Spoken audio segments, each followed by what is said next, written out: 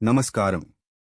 ఈ రోజు మనం భగవద్గీత 2వ అధ్యాయం సాంఖ్యయోగం లోని 7వ శ్లోకాన్ని తెలుసుకుందాం.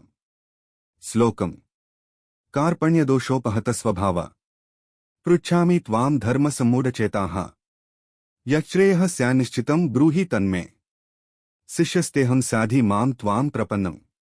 సులభ భావం.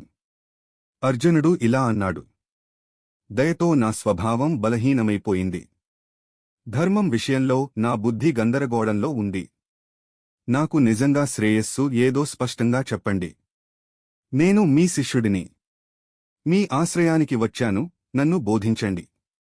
వివరణ: ఇది గీతలో అత్యంత ముఖ్యమైన మలుపు. ఇప్పటివరకు అర్జునుడు వాదిస్తున్నాడు.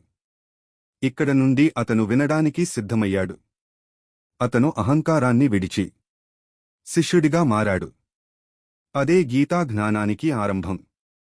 జీవిత సందేశం: మన జీవితంలో కూడా సందేహాలు వచ్చినప్పుడు అహంకారం వదిలి నేర్చుకోవడానికి సిద్ధపడాలి. సహాయం అడగడం బలహీనత కాదు, అది జ్ఞానానికి మొదటి అడుగు. ఈ శ్లోకం మనకు చెబుతోంది: సరైన మార్గదర్శకుని ఆశ్రయించు, జ్ఞానం నీకు దారి చూపుతుంది.